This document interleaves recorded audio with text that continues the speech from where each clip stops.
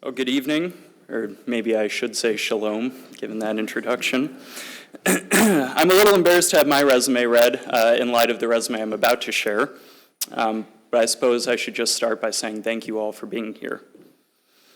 Tonight, I have the distinct honor of introducing this evening's AWC speaker, Mr. Peter Wallison. Peter J. Wallison is the Arthur F. Burns Fellow in Financial Policy Studies at the American Enterprise Institute. There, he is also co-director of AEI's program on financial policy studies. Previously, he practiced banking, corporate, and financial law at Gibson, Dunn, and Crutcher in Washington, D.C., and in New York. Mr. Wallison also served as General Counsel of the United States Treasury Department during the Reagan Administration. A graduate of Harvard College, Mr. Wallison received his law degree from Harvard Law School. He testifies frequently before Congress and is a regular contributor to the Wall Street Journal, among many other publications. He is the editor, co-editor, author, and co-author of many and numerous books, including his most recent work, Judicial Fortitude, The Last Chance to Rein in the Administrative State. So please join me in giving a very warm welcome to Mr. Peter Wallison.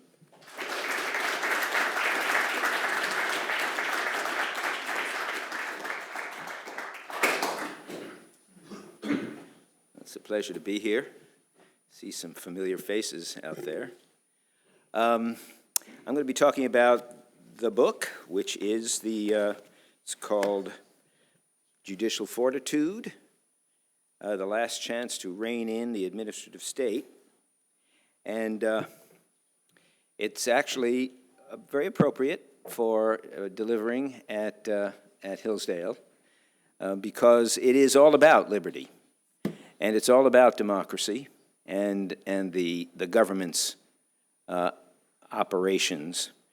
I've spoken at Hillsdale and have been impressed, as I have been now with meeting Mason, with the student body there, and what an extraordinary place it really is.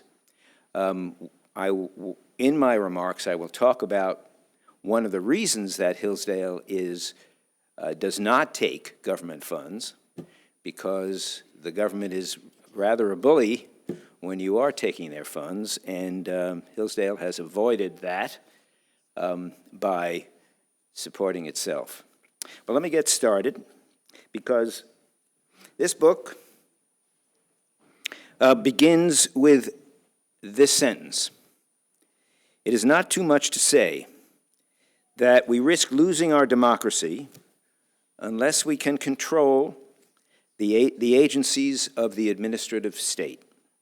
This is not the way most Americans, even many students of administrative law, think about the growing power of the federal administrative agencies, which include, incidentally, cabinet agencies like Treasury or HHS, and regulatory agencies such as the SEC or the EPA.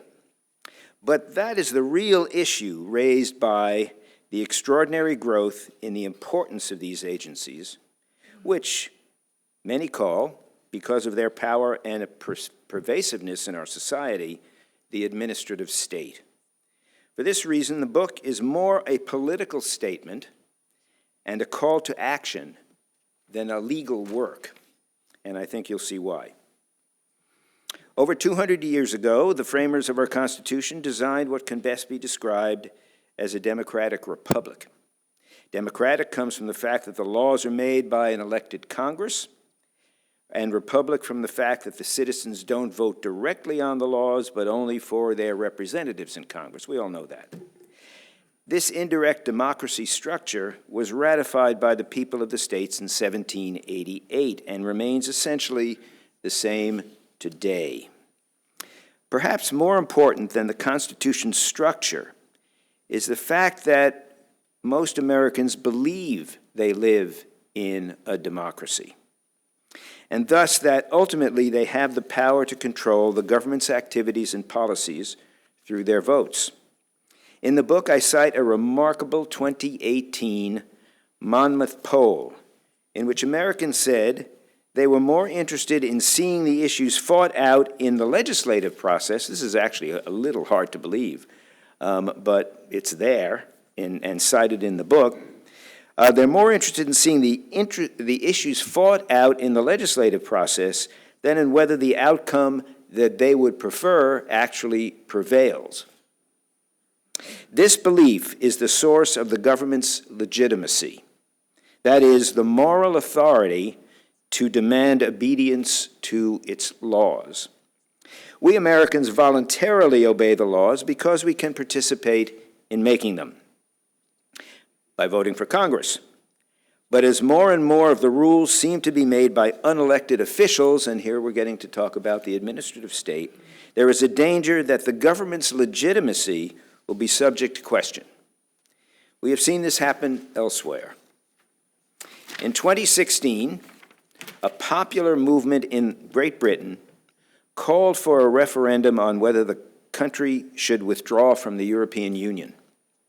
Nicknamed Brexit, one of this movement's principal complaints was that the British people were being governed by a group in Brussels over which they had no control. Britain, of course, is a democracy like ours, and its population is accustomed to believing that the government will respond to its wishes. But despite the claims of many in Britain's leadership that the departure from the EU would be catastrophic for the economy in Britain, a majority of the Britons voted to leave in June of 2016. We hear about this every day in the news, of course, because they're having a lot of difficulty with negotiating a withdrawal. This is an example, though, of what happens when a government, in this case the European Union, loses its legitimacy. Those who think it can't happen here, that no substantial number of people in the United States are feeling disenfranchised, have not really taken on board the full meaning of the Trump election in 2016. That vote has been called a populist uprising, and certainly it was, just like Brexit, but at its source, like Brexit, was a growing sense among a large portion of the American people that the U.S. government no longer represents them or their priorities. The popular statement that President Trump will drain the swamp encapsulates this idea. The swamp, in most conceptions, seems to include not only the lobbyist caste, but also the anonymous officials who are responsible for rules that seem to go beyond common sense. If this trend continues, and it shows no sign of abating, it raises a Brexit-like question of legitimacy for the United States. The challenge then is to develop a way to limit the growth of the administrative state so that it is no longer seen, as many see it today, as an out-of-control government issuing rules and regulations that reflect the views of the bureaucracy in Washington and not those of the American people. There are mechanisms to correct this. The problem arose because we have, as I will explain, drifted from the framers' design. But as we will see, through a system of checks and balances, the framers' ingenious design also supplied a way for the original structure to be restored. The Constitution, of course, creates a government of separated powers. Under the framers' plan, Congress has the sole power to make the laws. The President has the sole power, the President and the executive branch has the sole power to enforce the laws, and the judiciary has the province and duty to interpret the meaning of the laws. By separating the legislative power from the executive power, by specifying that only Congress, a representative elected body, had the power to make the laws, the framers hoped to prevent both lawmaking and enforcement from falling into the same hands. They had just secured their independence in a world in which kings could both make laws and enforce them, and to the framers, this was the source of the tyranny they saw around them at the time. Under the Constitution, accordingly, apart from certain specified powers provided to the President by the Constitution itself, neither the President nor any agency of the executive branch can act without the authority of a law passed by Congress. Logically, then, Congress cannot constitutionally delegate to the President or any agency of the executive branch the law-making authority that the Constitution reserved to, that is, vested in Congress. To do so would nullify the purpose of the constitutional separation of powers. The framers, however, recognized that the Constitution was only a piece of parchment at its base, and its essential structure could be compromised over time as the government responded to the pressure of political events. One way to ensure long-term stability was to create a system of checks and balances so that each government branch had some ability to interfere with the actions of the others. For example, Congress could enact a law, but the President could veto it. The President could make a treaty, but the Senate would have to approve it. And Congress alone could appropriate funds for the executive branch and the judiciary. The checks and balances were obviously intended to create a basis for bargaining among the branches, as each could obstruct a significant power of the others. Underlying this strategy was the assumption that each of the branches would be jealous of its powers. But there are indications today, and this is fundamental to the argument in the book, there are indications today that this idea was incorrect. The modern Congress has become an appendage of the President and seems eager to hand over legislative functions to the executive branch, especially when both are controlled by the same political party.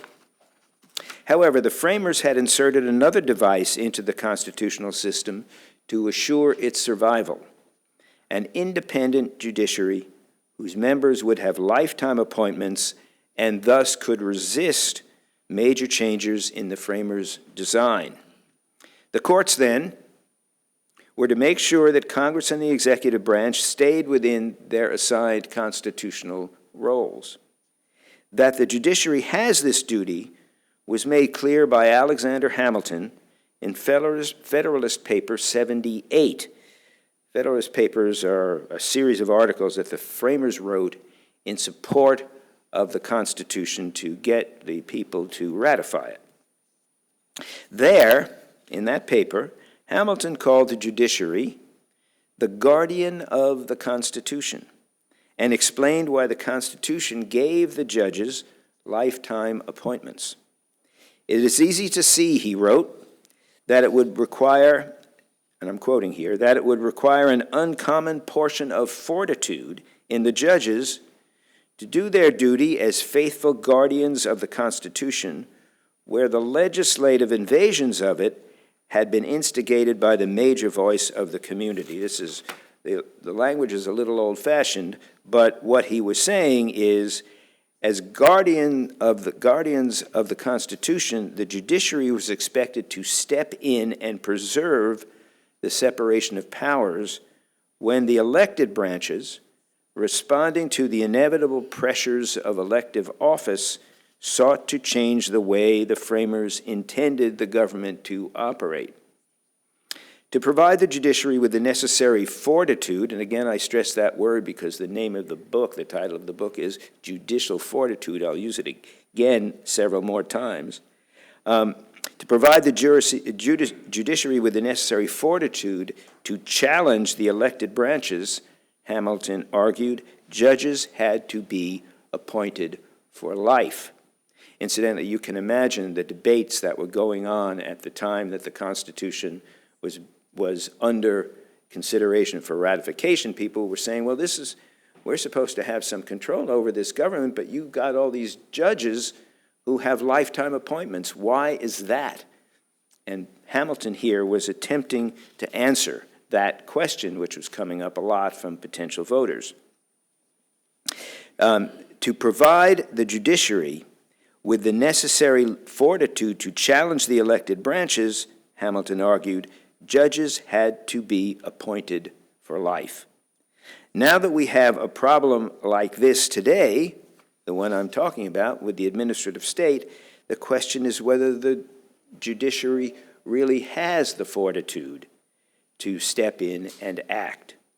The difficulty of preserving the separation of powers should not be minimized, not least because it is extremely difficult to define the line between legislation, which is exclusively the province of the Congress, and administration or execution of the laws, which is the exclusive province of the executive branch. Perhaps because of its difficulty as an intellectual matter and the certain criticism to which the judiciary would be subject if the courts entered this thicket, the Supreme Court has largely failed to discharge this responsibility as the agencies of the executive branch have increasingly become rule-makers and lawgivers for our society. In 2017, for example, Congress enacted 94 laws, but administrative agencies issued more than 3,000 rules and regulations. That sounds like a lot in 1 year, but the agencies have done the same thing every year since 1993 for a total of over 101,000 rules and regulations in that quarter-century period. The annual cost of complying with these regulations has been estimated at $2 trillion, which is more than the total amount of revenue that the government gets each year from corporate and private personal income taxes. To be sure, there have been many cases where the judiciary has stepped in to curb actions by Congress or the President that, in the court's view, exceeded their respective powers under the Constitution. The Supreme Court, for example, has declared laws unconstitutional as early, this is laws unconstitutional, as early as 1803, and invalidated an effort more recently by President Truman to use his presidential war powers to take over the steel industry during wartime. But defending the separation of powers is a far and very different problem from these important and controversial steps. Taking power from the executive and restoring it to Congress would be a massive change in the way that the government operates today, angering both the president, who would lose power, and Congress, which has found that by delegating its powers to the executive branch, it can conveniently avoid the difficulties of legislating. It would also be very controversial with the left, which likes the decisions of the administrative state a great deal and doesn't worry about the fact that these are not made democratically. Indeed, far from exercising fortitude, until today, the Supreme Court has gone the other way, allowing the agencies of the executive branch to take over more and more authority of Congress and to make the major decisions for society. In other words, to engage in lawmaking. How did we come to this point? For its first 150 years, the system designed by the framers functioned very well. Congress, as the framers expected, jealously guarded its legislative authority during this period and doled it out only sparingly to the president or to the administrative agencies. But with the Great Depression, the election of Franklin D. Roosevelt, and the advent of the New Deal, the relations between the judiciary and the elected branches began to change. Responding to FDR's requests, Congress voted to give extraordinary regulatory and administrative power to the presidency and the executive branch. Many new agencies were created, given broad authority to oversee and regulate major portions of the economy. These new relationships raised, in stark form, the question of whether Congress was delegating excessive, unconstitutionally legislative power to the executive branch. Finally, in 1935, for the first time, the Supreme Court nullified two laws enacted by Congress on the ground that they were unconstitutional delegations of legislative power. Both decisions were highly controversial, as Hamilton foresaw, and were seen by many as the judiciary interfering with the president's efforts to combat the Depression. In the elections that followed in the following year, that was 1936, FDR won a sweeping victory and seemed to retaliate against the court with a plan to increase the number of associate justices from 8 to 15. This would have allowed him to appoint 7 new justices. This court-packing plan, as it was called, was unpopular with the public and was eventually rejected by Congress.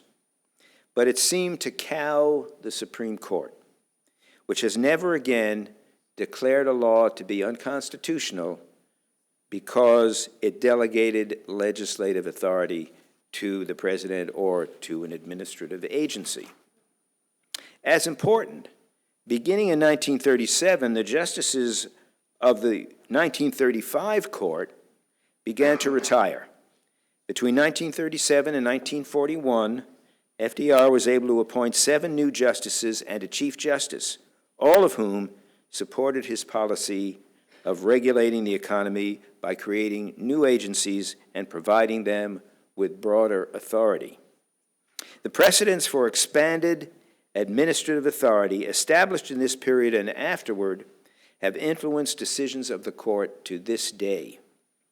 In 1984, following out the idea for more administrative power, the Supreme Court decided a case called Chevron versus Natural Resources Defense Council, which directed the lower federal courts to defer to agencies' interpretations of their statutory authority if those interpretations were reasonable in terms of the policies that Congress seemed to be enacting.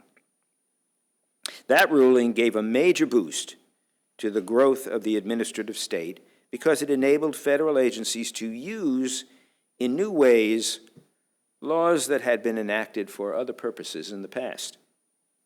In addition, with agencies assuming more powers, Congress found it convenient to enact very general laws directing agencies to achieve certain goals without Congress having to really make the difficult and controversial decisions that legislation involves. So the agencies were directed, for example, to assure that our water is clean and our air is pure, but without deciding who is to bear the cost, whose property is to be burdened with the resulting restrictions. These laws, in effect, pass on to the agencies of the executive branch the difficult decisions, imposing costs and taking away benefits that in a democratic society should only be made by Congress. Administrative agencies, then, in many cases, have been able to supplant Congress as the nation's lawmakers, even though they are headed by unelected officials without the inherent power to decide things for our society. Of course, in the ordinary case, the role of an administrative agency is to fill in the details of a more general statute that Congress might enact.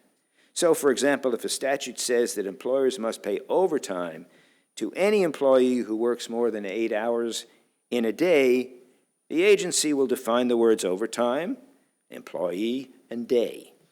Those are the kinds of filling in of details that one might think of for an administrative agency.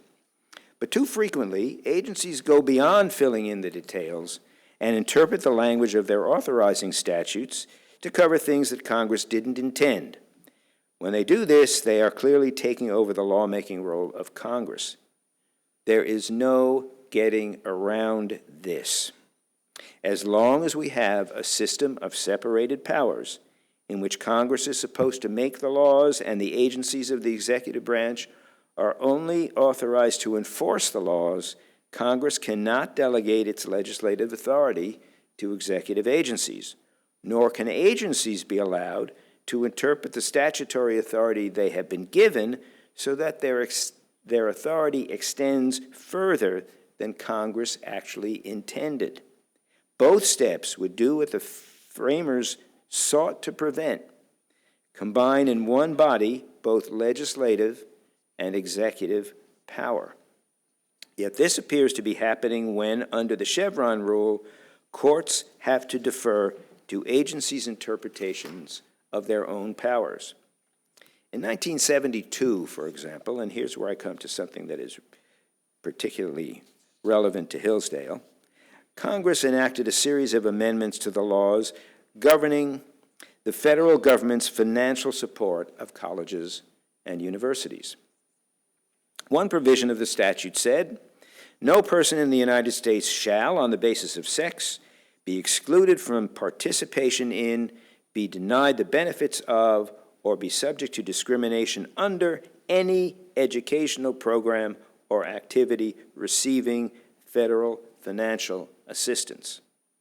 This language, which Congress meant to prevent schools from discriminating against women in such matters as college admission, curricula, and sports, was used beginning in 1972 by the Department of Education to prescribe how colleges and universities must react to sexual harassment between students.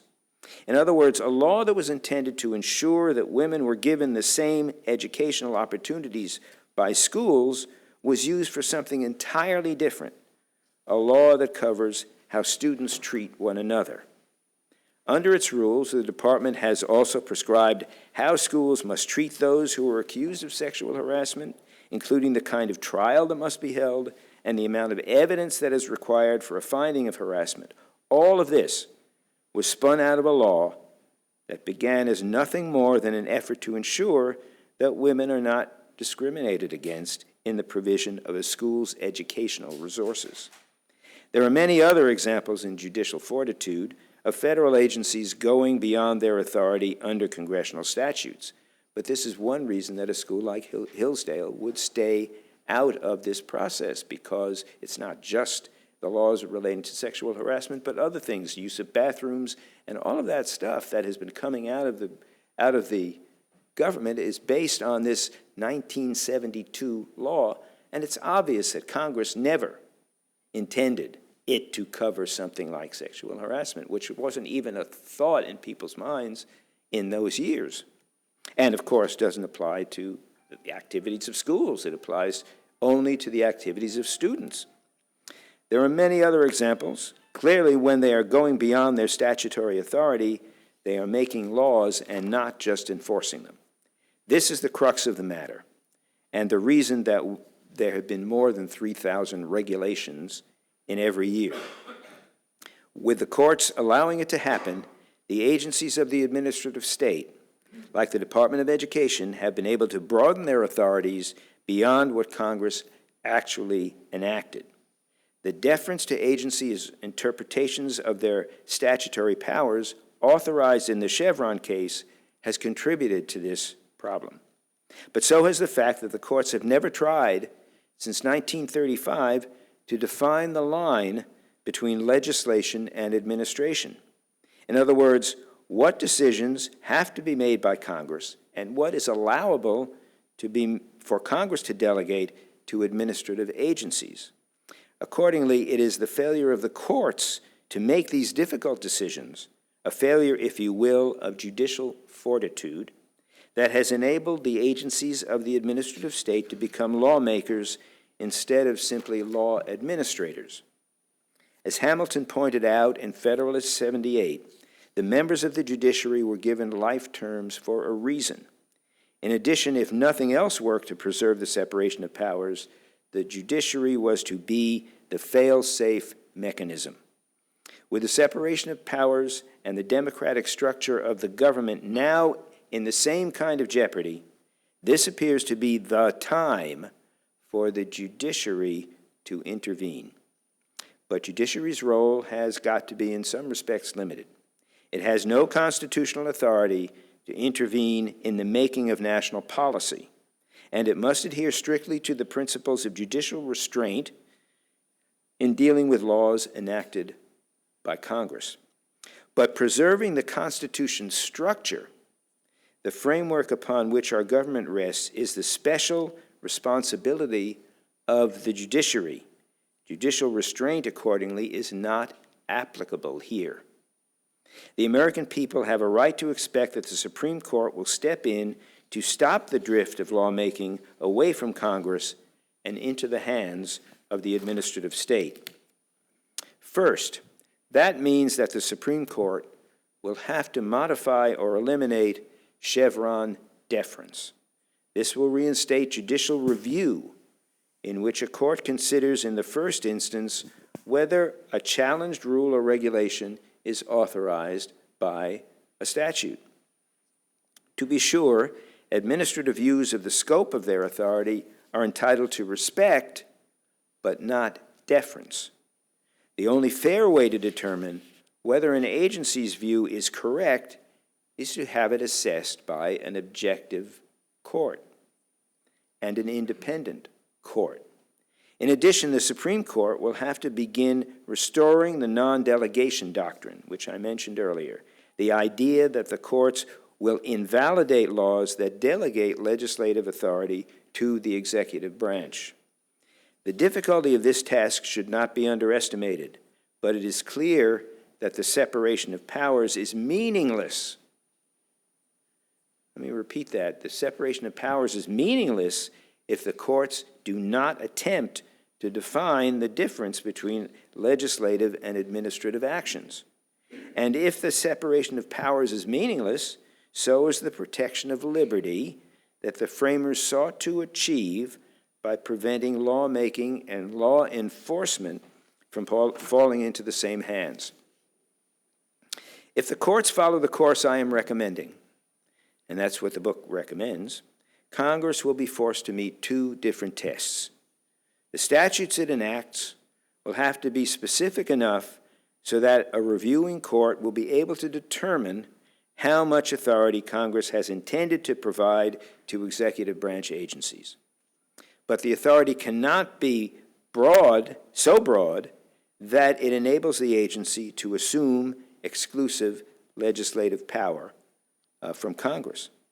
As a result, Congress will be forced to perform the vital role of legislating, deciding who benefits and who is burdened by its policy formulations, and will not be able to leave those decisions to administrative agencies. This will prevent an eventual Brexit-like loss of legitimacy for the U.S. government. The good news from the perspective of people with my views about the administrative state is that with the confirmation of Neil Gorsuch and Brett Kavanaugh in the last 2 years to be Associate Justices of the Supreme Court, there are now 5 members of the court who call themselves constitutionalists and believe in the importance of the separation of powers. This includes Chief Justice Roberts, who in a 2013 case both proposed to modify Chevron and noted that it, and I'm quoting here, it is the obligation of the judiciary not only to confine itself to its proper role, but to ensure that the other branches do so as well. This is a clear restatement of Hamilton's view of the judiciary as the guardian of the Constitution and the separation of powers. There is no doubt that these decisions about Chevron and the separation of powers, if they are made, will be controversial. Many groups, especially on the left, like the policies of the bureaucracies in Washington and have no concerns that these decisions are made by unelected officials. For example, in October 2018, Eric Posner, a professor at Chicago Law School, made clear in a New York Times op-ed exactly how the left will oppose any decision by the new conservative court to modify Chevron and implement a more limited role for the administrative agencies. The real question, he wrote, and I'm quoting, is whether the Supreme Court will undermine the system of government that has protected the public from abusive business practices since the New Deal. So there it is. I mean, that's going to be the attack. The Supreme Court is eliminating the protections of the public. The issue of whether there's liberty here, the issue of whether we have a democracy is not important. It's whether the court is going to be eliminating protections of the public against business. Thus, explaining why it is necessary to restore the full separation of powers will be a legal challenge for the court and a political challenge for those who want to limit the power of the administrative state. In the coming controversy, the lodestar for all of us must be that the framers designed a democratic system in which the people, through an elected Congress, not unelected bureaucracies, must make the major decisions for society. Efforts to keep the powers in the hands of the administrative state are really efforts to substitute the priorities of government bureaucracies for the views of the American people. Therefore, even if the American people agree with some of the decisions of administrative agencies, as they surely will, we will all have to make sure that they understand, the American people understand, this singular fact, that we cannot survive as a democratic republic unless these decisions by administrative agencies have first been authorized by Congress. Thanks very much.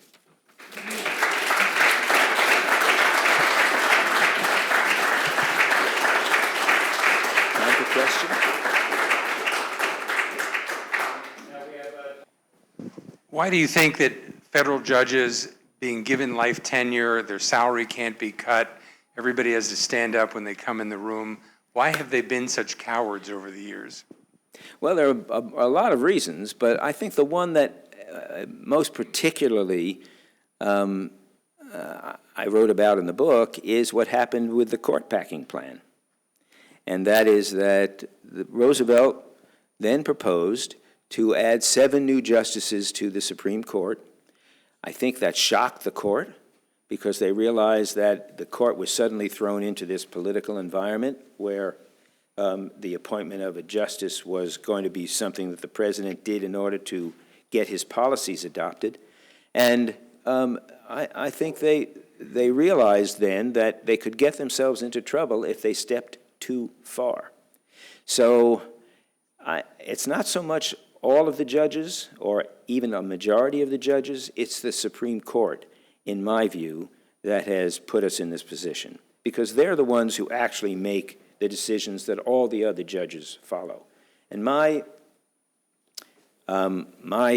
communications over the years with judges, many of whom are conservatives, but my communications with them indicate that they've been unhappy with some of the decisions from the Supreme Court, but feel that they have to follow those rules because it is the Supreme Court, and that's the system that works. The Supreme Court makes the decision, and all the judges follow it out. So I'm not sure that judges are weaklings or unable to exercise fortitude, but more a question of the Supreme Court trying to stay out of trouble with the political system.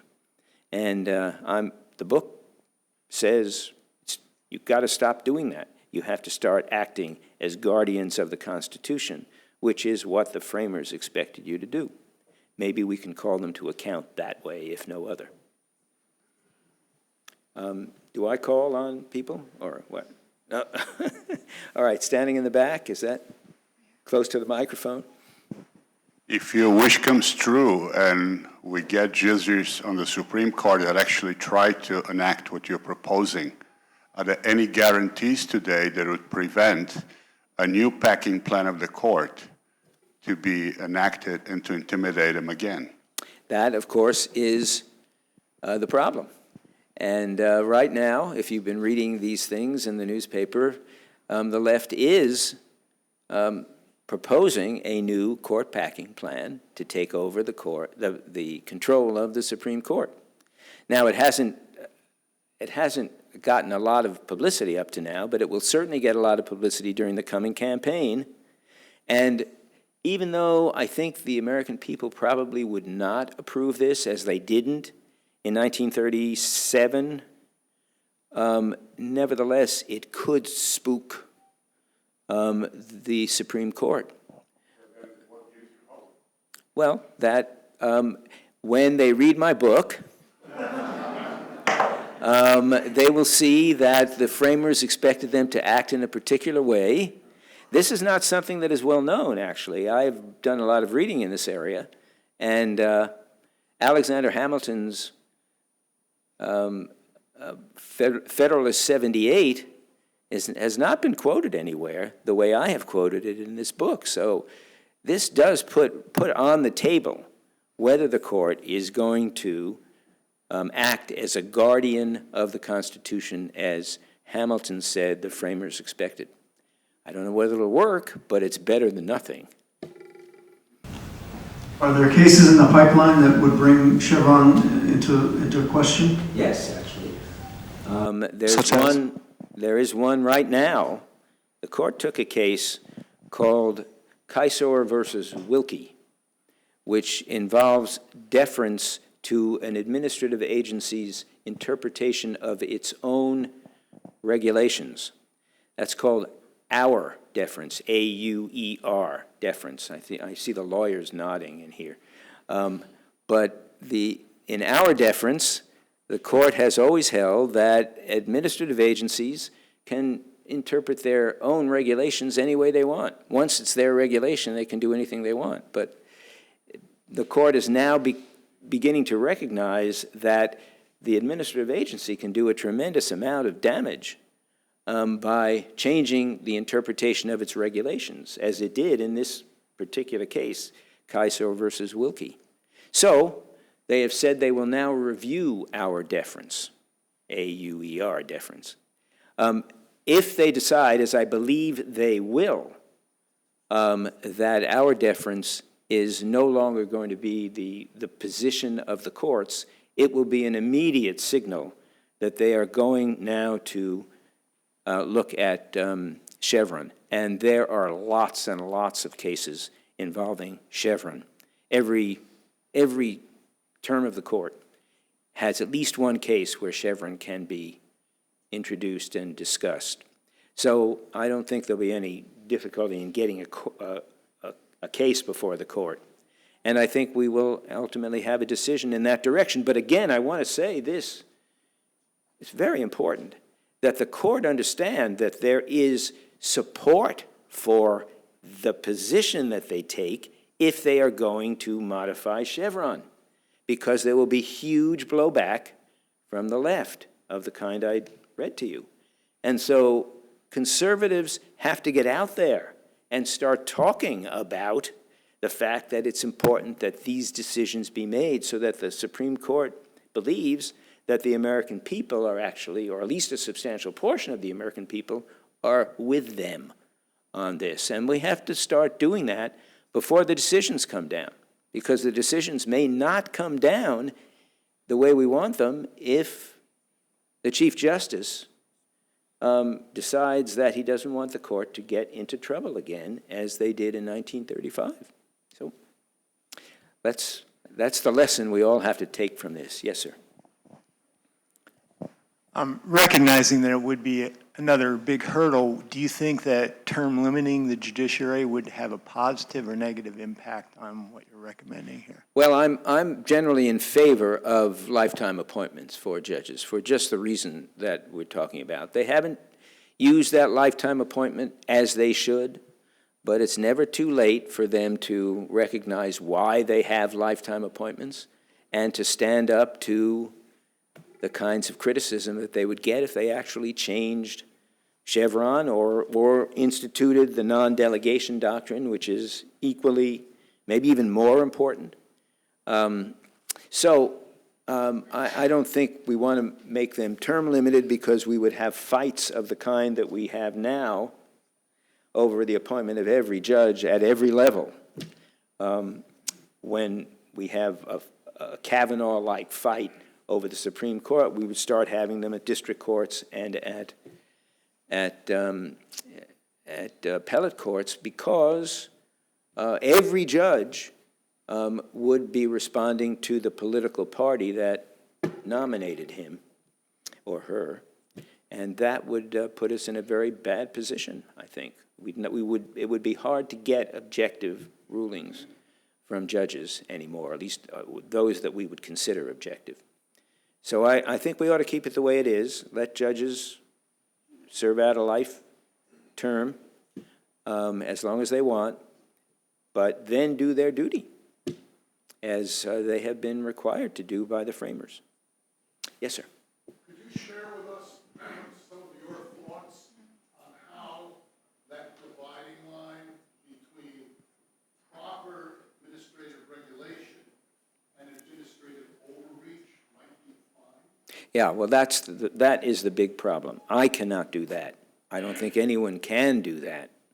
And that's because the Supreme Court in particular, has for many, many years, 200 years, I said, not tried to define that line. Now, courts do this all the time. I mean, what is an allowable search and seizure? What is interstate commerce? What is void for vagueness, which are all terms that come up all the time in court cases. And the courts have, over the years, pronounced what these things, how you define these things. It's called a jurisprudence. So there should be a jurisprudence of non-delegation, where the court looks, or all the courts, but certainly the Supreme Court, looks at a case that has come before them, and they say, this is a case where legislative authority has been delegated. That establishes a mark. And then there will be more marks until it becomes pretty clear, just like it is in search and seizure, when a delegation has occurred. I might say that there is a case now before the Supreme Court that was argued on October 2. We have no decision yet. Could come any day. Could come tomorrow, as a matter of fact. But that decision, the Gundy case, is a very, very narrow little case where the question is whether someone is subject to a law that was passed at the state level, but also then later at the federal level, and the Congress did not say whether people who had been convicted under the law at the state level are also subject to the federal law of disclosure and so forth about their crime. And what Congress did was they gave it to the Attorney General, and they said, you decide. Now, is that a delegation of legislative authority? Shouldn't Congress have made that decision? How can they hand it to the Attorney General? That was argued before the Supreme Court on October 2. We'll have a decision, but it's so narrow that it might be exactly the place where the court should be starting. They should start with something really small. One person who felt he was mishandled by a delegation of legislative authority. But once you do that, you're establishing a principle, and that principle then gets elucidated and prayed over and discussed until you have a jurisprudence, and that's where we should be in 10 or 15 years. I fail to fully understand the logic of the blowback argument that you're talking about. Mm-hmm. Let's say a court strikes down an example of administrative rulemaking based on the non-delegation doctrine. The court isn't rejecting the protections that may be the subject of that rulemaking. The court is simply saying that those protections need to be part of a statute enacted by Congress. Right. If those protections are compelling, why wouldn't one expect Congress to do exactly that? To write a statute that expressly includes those protections. That's fine, of course. That's good. Congress should write a statute that includes those protections. Exactly. The problem is that the people who favor those protections have had it very easy. They haven't had to have a Congress pass a law. They've gotten an administrative agency to do it, which is a lot easier to do. So that, if you agree with those protections, that's one thing. If you disagree, then you're on the wrong side of the issue. Right. So what we want Congress to be told, once the court has said, well, this agency went too far, didn't have the authority, there would be a lot of opposition to that decision, and let's assume it's made by the Supreme Court, be a lot of opposition to that decision. But the next thing that would happen is that a whole lot of people who liked the administrative rule will run to Congress and say, pass this law. Exactly. And that's the way it ought to work. Right. That's what we have a Congress for. Right. Okay, so we agree. We agree. Okay. I like that part. Yes, sir, in the back. Simple question, but for the Chevron deference, was it a big part of that? That the court didn't want to be clogged by a lot of people going, every regulation coming through the court, and they didn't think they had enough judges? I don't think it's not enough judges. I do think it is the result, and the book goes into this in some detail. It is the result of an idea that developed in the United States in the progressive era between about 1880 and 1920, when the thought was that all our problems should be handled not through the constitutional structure that exists. These are ideas that I'm talking about here that came mostly from Woodrow Wilson. Not through the constitutional structure that exists, but because we should have more people in positions of regulatory power to handle all of these problems, and these people should be intelligent, disinterested, well credentialed, and fair and objective people, and they should be making these decisions for the American people. If you read Woodrow Wilson, this is what he wanted to do. He wanted to change the Constitution so that the administrative agencies would have that power. What happened then is that when FDR came into office and there was a depression that he had to address, they went back to this idea that had been popular 40, 50, 60 years before, for the economy to be regulated, the American system to be regulated by these experts. And that's how this idea began. And it gradually grew over time to the point where we now have this gigantic administrative state which doesn't do what its supporters during the Roosevelt era thought it would do, and that is manage the economy in a way that everyone would be happy with. It turns out that it is a monster that has taken over a lot of the power that should have been exercised and should be exercised through Congress. Do we want judges approving drugs? They don't have the expertise, like you just said. I'm sorry? Like you said, we want expertise. Yes. We don't want judges to be approving judges. No, of course not. We want people who know about it. Absolutely. But how do we get around that? Well, you have to, Congress has to make the decision that someone has the power to approve drugs, and they have to provide some standards for when drugs would be approved and when they wouldn't be approved. Then after that point, then you can give the authority to an administrative agency which would do it under the standards that Congress has laid down. But if Congress were to say, we know there are going to be a lot of drugs around, so you approve them, that's not the way that an organized government ought to be operating. Congress should be deciding the circumstances under which drugs are approved or not approved. And that's the problem, is that hasn't been happening. We have time for one last question. One last question. Well, right there. How about this young lawyer right here? Mason. So we've talked a lot about how Congress has sort of usurped their authority and stepped outside their bounds by delegating their authority to the executive branch. Now, if they're delegating their authority to the executive, then that means the executive, to some extent, is obviously outside its scope. And I think a lot of people, probably including yourself, would agree that the judiciary as well, like we seem to be living this age of sort of judicial activism, and where people accuse the judiciary of legislating from the bench. So if it's really true that we have all three branches of government, all three outside of their legitimate scope, do you have any real hope that we can get back to the original structure? Well, it is certainly true that the judiciary has gone beyond its original scope in some ways. One of the reasons for that is that Congress has not been engaged. They do not act on things that they should act on. And as a result of that, people go to the courts to try to get solutions. And the courts have been all too willing to do that.